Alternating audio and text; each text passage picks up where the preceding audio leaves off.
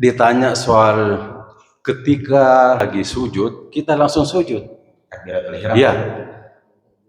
Oh, kita langsung sujud. Nah, Oh iya. lanjut. Saya lihat pernah saya lihat kalau ruku kita takbir dulu baru kita ikut ruku. Iya. Sujud juga begitu, Pak. Oh iya, kalau tadi saya dengar itu kita langsung sujud. Iya. Jadi seharusnya kita ruku dulu, Pak ya. Imam dalam keadaan sujud, kita takbiratul ihram dulu. Takbir dulu. Iya, baru sujud. Baru sujud. Oh, begitu juga rukunya, Pak. Iya. Oh iya, terima kasih. Tidak sah salat itu kalau takbiratul ihram. Iya, begitu ya. Terima kasih. Oh iya, Pak. Baik. Tahu Pak Ustaz. Iya. Assalamualaikum warahmatullahi wabarakatuh. Waalaikumsalam warahmatullahi wabarakatuh. Iya. Ada beberapa pendapat yang mengatakan bahwa dalam sabar itu ada yang merasakan seperti tadi pertanyaan pertama itu Pak Ustaz. Kira-kira yang tepatnya itu seperti apa? Apakah sabar pada saat kita merasakan sabar itu jamak dan kasar pada saat dalam perjalanan, dan ketika sudah sampai di lokasi itu tidak kasar dan tidak jamak lagi, ataukah seperti apa? Ataukah selama dalam perjalanan walaupun selama sabar walaupun itu sudah sampai di lokasi tetap kita bisa jamak dan kasar? Apakah seperti itu Pak Ustaz? Terima kasih. Baik Pak, pertama kalau kita berjalan, kita dari Makassar kita menuju Jeneponto, itu Pak ya. Ini Jeneponto, ini Makassar. Maka setelah kita keluar dari batas kota, maka perjalanan ini menuju Jeneponto, limit waktu yang kita pakai itu kita sudah berstatus sebagai musafir.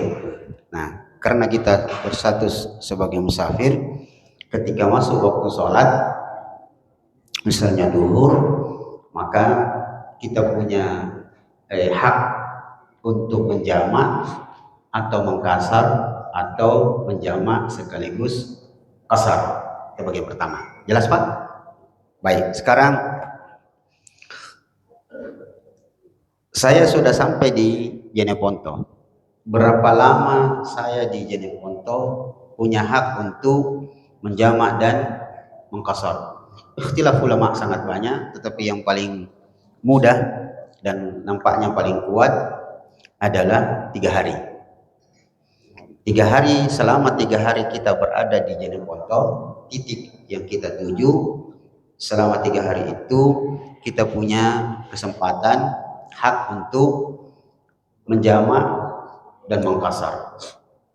Lebih dari 3 hari, masuk hari keempat, maka kita harus melaksanakan sholat seperti biasa. Yang 4-4, yang baik duhur, asar dan isya tetap jadi 4. Ya. Kemudian kalau Bapak berada dalam keadaan musafir dan status tak musafir, kita masuk di masjid. Masjid itu adalah masjidnya orang kampung di situ. Ya, masuk di situ sedangkan kita musafir. Salatnya salat duhur. Apakah saya boleh mengkasar? Tidak boleh, tetap ikuti imam. Kalau imamnya salat duhur dan pasti 4 rakaat, sekalipun Bapak musafir, salatnya tetap 4 rakaat. Nanti setelah salat duhur, Bapak mau menjamaknya duhur itu dengan asar dan Bapak sendiri atau bergabung dengan beberapa orang yang musafir, Bapak boleh mengkasarnya jadi 2. Begitu Pak. Jadi selama Bapak berstatus musafir, maka boleh menjamak dan mengkasar ya dalam perjalanan. di titik tujuan selama 3 hari Bapak boleh menjamak dan mengqasar. Tetapi kalau Bapak ke masjid, misalnya Bapak nginap di Jeneponto di hotel, Bapak ke masjid salat duhur, maka resikonya adalah Bapak harus melaksanakan 4 rakaat mengikuti imam. Nanti ketika mau menjamaknya dengan asar dan mengkasarnya baru boleh 2 rakaat karena sudah terlepas dari imam setempat. Iya Pak, begitu kira-kira? Ya, satu lagi Pak Ustaz ini. Iya Pak. Ini ada pengalaman Pak Ustaz, kejadian kemarin waktu kita ikut istimak di Lampung. Di atas kapal itu hari Jumat kejadiannya ini Pak Ustaz, hari Jumat. Kita laksanakan Jumat 2 rakaat, kemudian dia lanjut dengan 2 rakaat asar. Tapi ada juga yang di dek kedua itu dia langsung jamak 2 rakaat, 2 rakaat. Nah, sementara yang di dek ketiga itu dia Jumat dulu, baru dia lanjut 2 rakaat lagi. Ini gimana? Yang mana yang bagus ini Pak Ustaz? Yang pasti, yang benar. Terima kasih Pak Ustaz. Yang benar yang di atas Pak, yang tidak sholat Jumat. Mereka langsung duhur 2, Ya. asar 2. Oh, iya, iya. Atau begini, saya rincikan gitu. Seperti yang pernah kita jelaskan, Jumat dengan asar tidak dijamak. Yang kuat adalah, sekalipun ada fatwa belakangan dari Ustaz Kondang di Indonesia mengatakan boleh menjamak Jumat dengan asar. Yang benar Jumat dan asar tidak digabung, tidak dijamak. Musafir kau Ustaz? Iya, tapi Jumat itu hukumnya dia punya hukum lain dengan asar. Yang kedua, Nabi tidak pernah sholat Jumat ketika musafir. Musafir itu gugur kewajiban Jumatnya. Bagaimana ceritanya Anda salat Jumat, setelah salat Jumat menjamak dengan asar? Yang digabung itu duhur dengan asar. Yang digabung adalah duhur dengan asar. Kalau ibu-ibu jelas nih ya, pasti dia salat duhur dan asar. Jadi tidak menggabung Jumat dengan asar. Kenapa? Yang pertama, musafir gugur baginya kewajiban Jumat. Yang kedua, yang paling pasti, Nabi tidak pernah menggabung Jumat dengan asar. Yang ketiga, Nabi tidak pernah sholat Jumat kalau musafir. Kalau beliau safar, beliau tidak sholat Jumat. Jumat itu Pak beda dengan sholat biasa.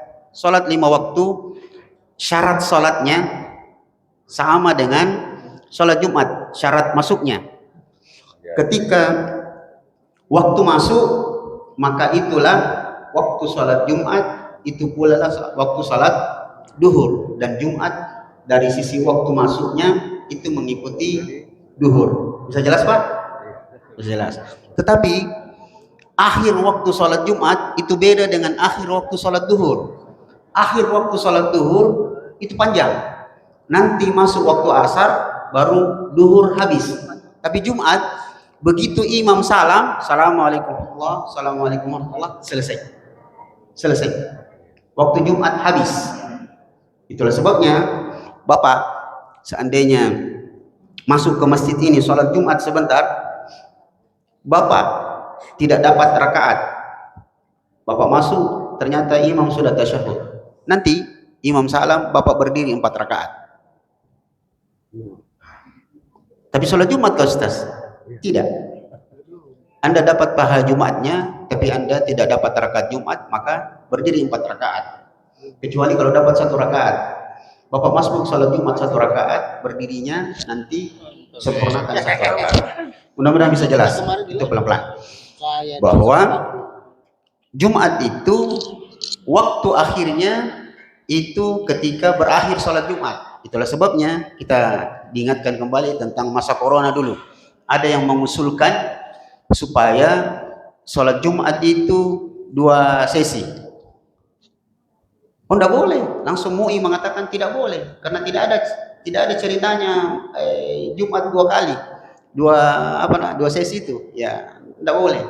Yang pertama Pak, bagian pertama. Yang kedua, kesalahan orang di atas kapal itu sholat Jumat. Sholat Jumat itu dilakukan oleh yang mukim, sedangkan mereka semua musafir. Boleh jika orang musafir sholat Jumat Ustaz, boleh. Tetapi imam dan khatibnya harus mukim. Nah sedangkan mereka semua musafir semua Pak, nah di atas kapal Ki. Jadi kesalahan besar itu yang dilakukan teman-teman, melakukan sholat Jumat di atas kapal.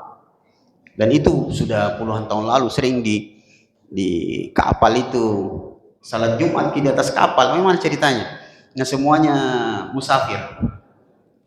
Sholat Jumat itu dilakukan oleh mukim, minimal yang mukim di situ adalah ya imam dan khatib. Seperti itu Pak.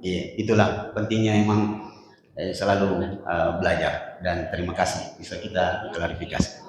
Baik.